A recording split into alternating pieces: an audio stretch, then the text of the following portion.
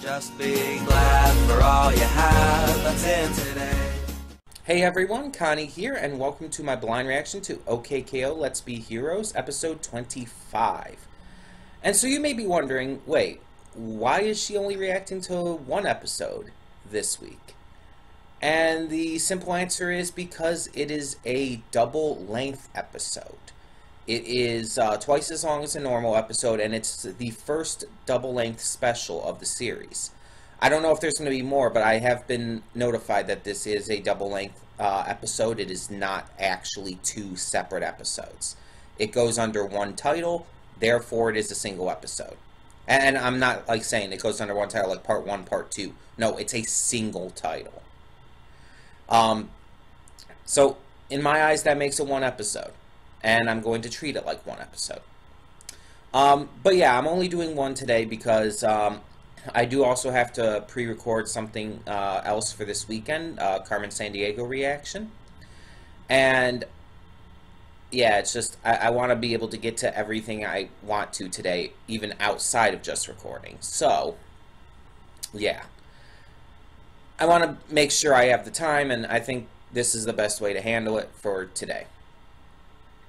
So yeah, I don't know anything about this other than it is a double-length special, but I do know we have had some build-up, specifically with Gar and Carol. We've had some build-up of some kind of story from their past, and I'm wondering if that's what this is going to be about, or if this is going to be something else entirely. Some kind of build-up, I think it involved a burrito or something silly like that. But it was framed in such a serious way.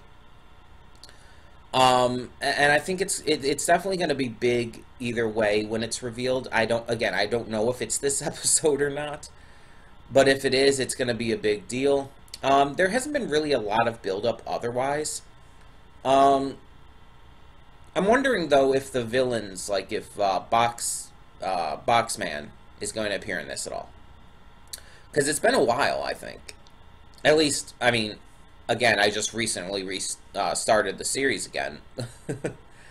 But it's been a while for me, but like the last set of episodes didn't have them in it. I mean, it had, what's his face? The one guy, the one robot guy, but it was such a minor role. It was just kind of like, oh, hey, this guy exists and he's being himself. Which, I mean, you know what that means. Either way, I don't know what to expect with this. I don't know what this is going to be like at all. But I'm excited. I'm excited we're finally getting like our first big event, I guess you could call it. Because again, it's a two-parter, which means it's got to be something, or not a two-parter, it's a double-length episode, which means it's got to be something that's pretty big. Got to be something that matters, you know? And we haven't really gotten a lot of that. We've gotten stuff that matters in the show, and we've gotten some good character development stuff and all, but we haven't gotten any big, like, story to this yet. Again, outside of the build-up we've had for Carol and Gar's backstory and everything. So, we've kind of needed this, and I'm glad we're getting something like this. My hair is just... it's being my hair and messing around with me. Either way, enough rambling. We're going to get on with this because, as I said, I do stuff to get to Carmen Sandiego as well today and some other stuff outside of recording. So I want to be able to handle that without much issue. So, that being said, when the screen fades to black, pause this redirect and go to the description below. Follow the link to the reaction, and after you watch it, come back here to the redirect and resume play. Because after it fades to black, then fades back in, everything from that point forward will be my afterthoughts, and will contain spoilers to the episode. So that being said, thank you all so much for tuning in today, and I will see you at the reaction. Okay, and we are back, and we'll begin with spoilers in 3, 2, 1, now. Okay, so, just general first things first, I love this episode. But there's a couple reasons why, and I'm going to get the kind of more minor ones out of the way first. Did we just get some LGBT representation? I mean, it didn't, like, outright state anything, like, solid. But here's the thing. At one point in the episode, after T.K.O. sends, oh my goodness. Oh, why is his name escaping me? Seriously, how is his name escaping me? Rad. So, when T.K.O. sends Rad into orbit, and then he comes back down and hits the ground, craters into it, he says, like, my skeleton, like, kind of referencing, okay, this guy's injured, like, badly injured. In fact, it kind of would imply maybe broken bones. Makes sense, right? So then, when T.K.O. is using that, like, kind of energy dome thing, and Real Magic Skeleton is caught in it, and kind of, like, apparently just kind of collapses, like, the light just disappears from his eyes, implying that I guess they're just normal bones now or something. Which, I mean, I guess was reversed and all, but still. It kind of implied that it's like the magic was sucked out of him or something, or blocked. Brandon, I believe that's his name, the bear dude, he said, my skeleton, while reaching out to RMS. Why would he specifically use those words unless there was something there? Unless that was trying to tell us that they're in a relationship. And it just instantly kind of makes me think of the cops from Gravity Falls, who were severely, noticeably a couple in the earlier episodes and everything, and at the end of the series, they did finally confirm it. And I'm wondering if the same kind of thing is going on here. And here's the thing. The show is created by Ian James Quarterly, who worked on Steven Universe. And, yeah, he's a known supporter of the LGBT community. And I have read that he has stated in the past, in terms of an interview, whether there would be representation in the show. He stated that you'll be... Basically what he said is something along the lines of, you'll be pleased. He didn't, like, give, like, a yes or no kind of answer. He just said, you'll be pleased, or something like that. And it's like... That kind of makes me think that, yeah, this is supposed to be confirmed. But it's not, like, outright stating anything. It's kind of keeping it very... It's obvious if you watch their mannerisms and how they act towards each other and that line in this episode. But they don't, again, go out of their way to force it down your throats and, like say, like, straight up, oh, we're gay, we love each other, or anything like that. No, they keep it kind of more subtle and more just normal. Again, they don't make a big point out of it. Which is a little different than Steven Universe, because Steven Universe does make a little bit bigger of a point of it. But I'm fine with that. And I have heard in the past that Enid is LGBT. I don't know how. I don't know, like, what, like, specifically what form of LGBT she is, but I have been told that she is. And that was really before I started getting into the show and everything. Considering she did date Rad, I'm thinking maybe she's either bi or pan. Because the thing is,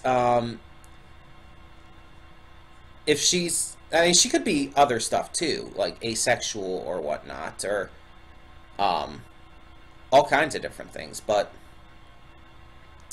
I'm kind of leaning towards bi or pan because there was also some hints that maybe there could be something there with that one friend of hers that from the last batch of episodes I reacted to. I cannot remember her name. You know, the blonde girl who betrayed her to get into the school. I definitely think there could be something there too. it didn't like say that there necessarily was something there in the past. I'm just saying like it's kind of, it was kind of presented in a way to where it'd be believable for something to be there. It'd be, if it did happen, or if they did show that kind of thing, it wouldn't only be like believable. It'd be like expected almost. Like this is something that, yeah, it was bound to happen. That's how I view it, at least. And I can dig that. I can dig that for sure. I mean, this show definitely seems like it could work with that. But let's continue on with the other stuff. The opening scene at first seemed almost a little random, because this show hasn't really done a scene like that before. Hasn't really done this big, serious, like, training kind of scene. At least not that I can think of. But it made sense for this episode, because once it got to the point where he had to think about that in order to defeat his dark side, basically, it made sense as to why that was in there. And it didn't feel like it was just forced in there for the sake of that one moment.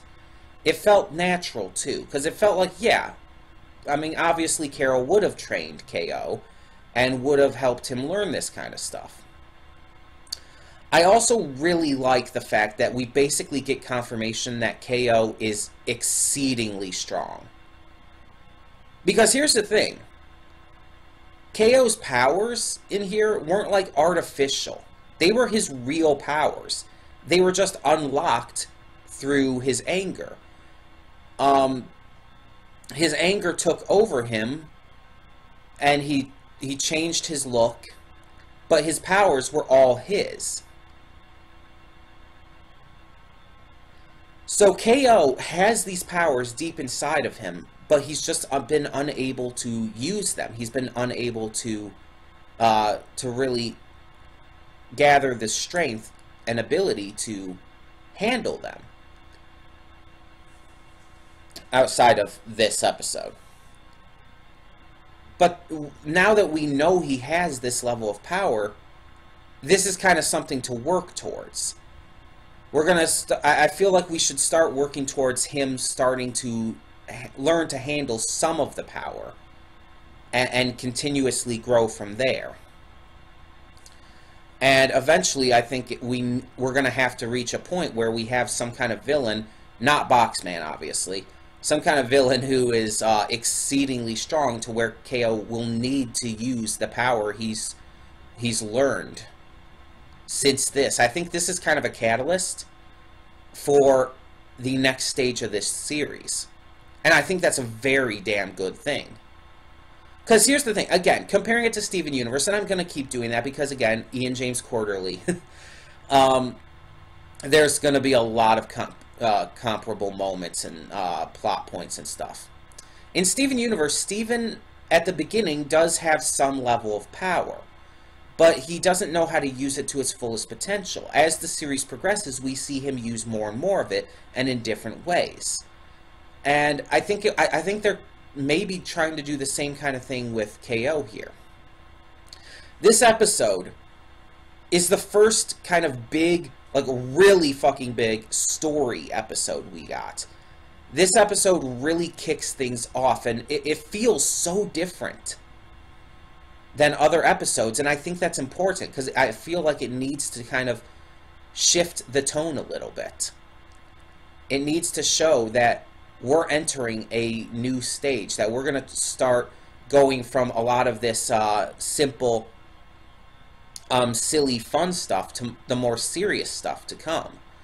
And that, again, just like with Steven Universe, that doesn't mean it's going to get rid of the simple, fun stuff. That doesn't mean episodic episodes are just going to cut out automatically, that they're just going to just kind of fade away. No, we're still going to get those, but we're starting to head in that direction.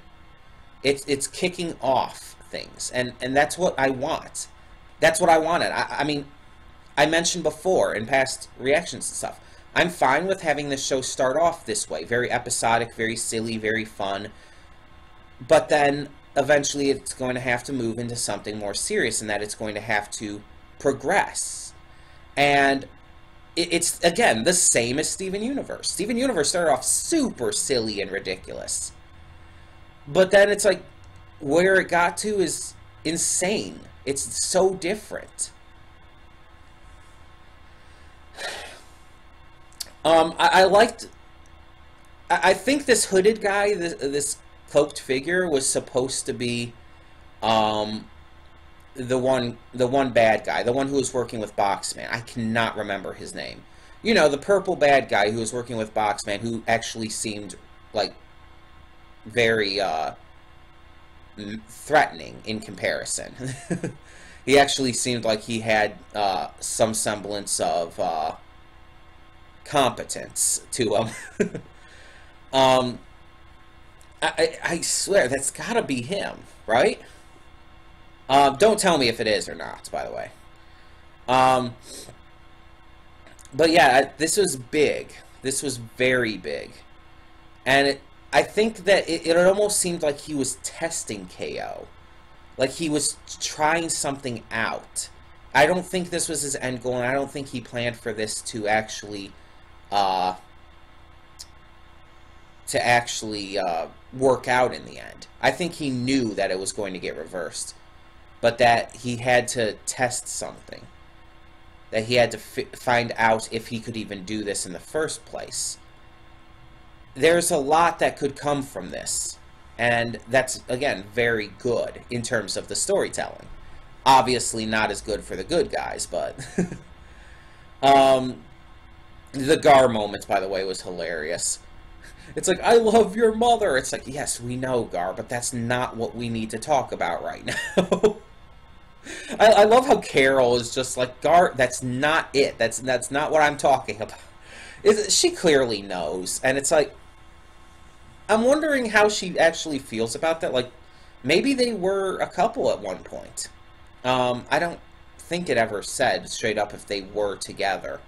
I know that he's apparently loved her for a long time, but I don't know all these details. I mean, I could get behind it, though. But yeah, there's a lot that this episode really, just really builds to, I feel. And I can't wait to see what it does build to. I can't wait to see where we go with this. Will we see T.K.O. again? Will we see, when will the next time we see this hooded figure be? And what are they going to do with the more serious stuff going forward? But as for the rest of this episode, the action was great. I loved seeing the action. The voice acting for K.O.'s VA did an amazing job with T.K.O. Like, there is a clear difference in the presentation of the voice in such a perfect way.